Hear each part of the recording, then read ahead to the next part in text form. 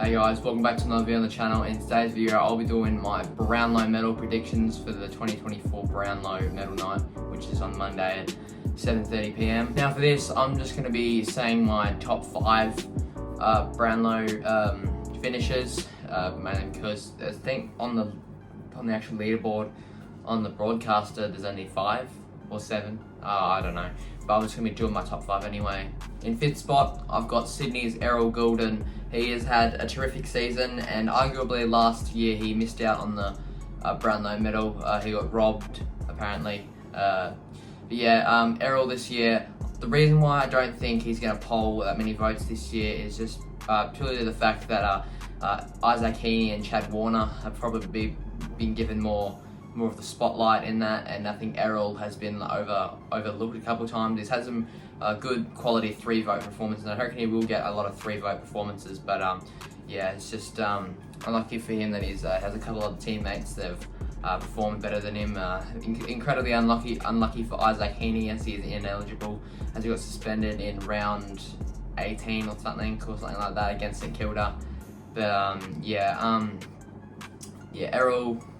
Errol's had a spectacular season. It's he's an absolute class player. The way he can move the ball up the ground and quickly get it up there, and his goal kicking ability overall is just top class quality. And I can absolutely see Errol Goulden winning Brownlow in the future. So yeah, I think Errol will not get quite up there, but I reckon he'll finish in 5th spot. In 4th spot, I've got Carlton's Patrick Cripps. This season he's had an absolutely spectacular season.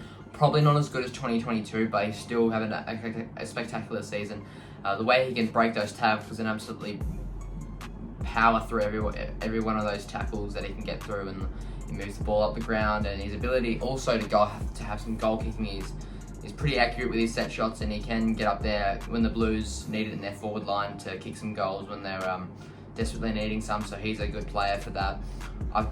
Even though he's the Brownlow medal favourite, I don't think he is quite up there just quite yet to pull through his second Brownlow medal. I feel like I might get some hate here, but I feel like the 2022 Brownlow medal was a fluke, kind of. Even though he had a better season than he did than this season, I feel like it was a little bit of a fluke. I don't know why. That's just my view on it. But I feel like Patrick Cripps this year, he's been great, but I think he's been a little bit too inconsistent with his vote polling in these games. So I just feel like I think Cripps would do better than Goulden, but I just don't think he's going to get right up there. So I think I'm going to have Cripps in 4th. In 3rd spot, I might get a bit of strife for this, but I've gone Nick Daicos.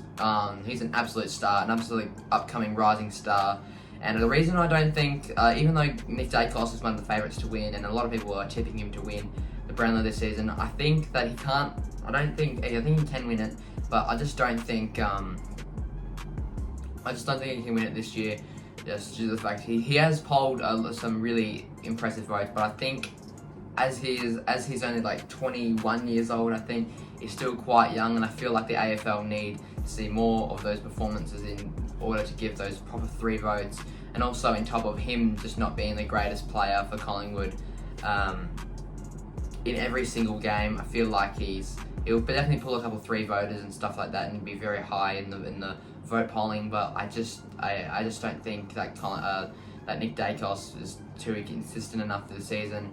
If you look at the stat sheets, I think Jordan De Goey got a lot of them as well, and I think there was only about 12 games this season where Nick Daicos was actually on top of the stat sheet, where the other contestants throughout this list have more.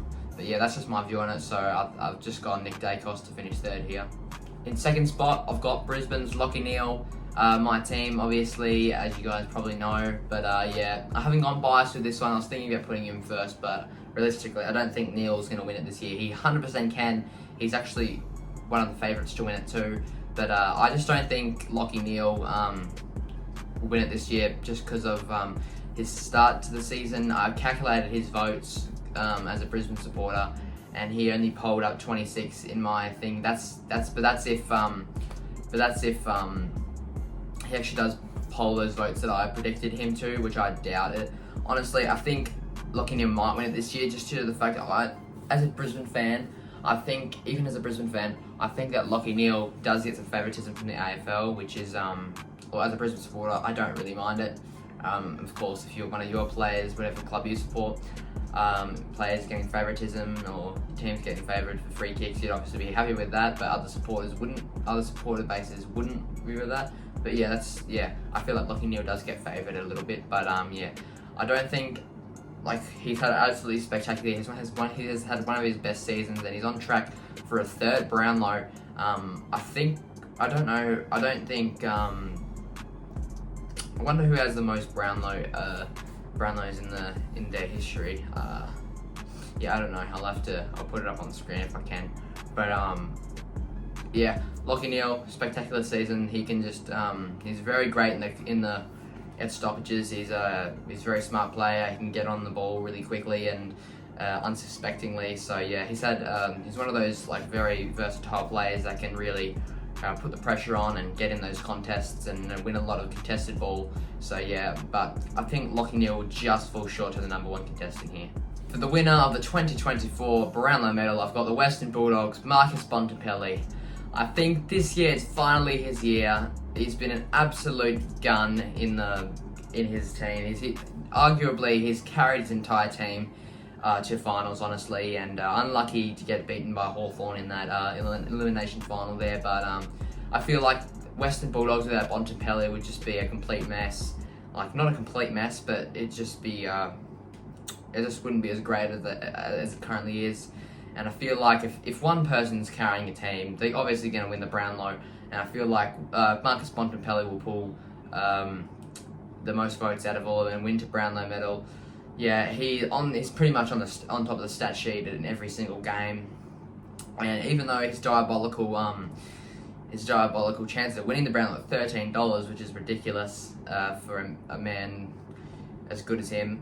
But yeah, I just think it's finally his year after years of him getting robbed, but especially last year, like Lachie Neale. Some of those votes were not actually very good at all. You got three votes in the game against GWS, where only racked up 20 odd disposals. But yeah, Marcus Bontempelli, easily the most consistent player in the comp. He rarely misses on goal. He has these insane goals. I'll put a clip on the screen right now of one of his goals of the year contended, where he fights off three defenders against Fremantle and snaps one over the shoulder, and I'll put it up on screen. But yeah, he's just been an absolute class player, and who else but Marcus Bontempelli? I feel like he should just pull through and win the Brownlow this year. Anyway guys, that is the video. Those are my Brownlow 2024 predictions. I hope you guys enjoyed. Yeah, I'll be posting, fingers crossed, I should be posting a vlog of my of the prelim final of Geelong and Brisbane, as I'm going to that. I'm actually flying down today on the date of this is filming of this film. I'm actually filming this, which is the Friday. But yeah, yeah. So anyway, guys, should get a vlog out for that, and I hope you guys enjoy the video and see you in the next one.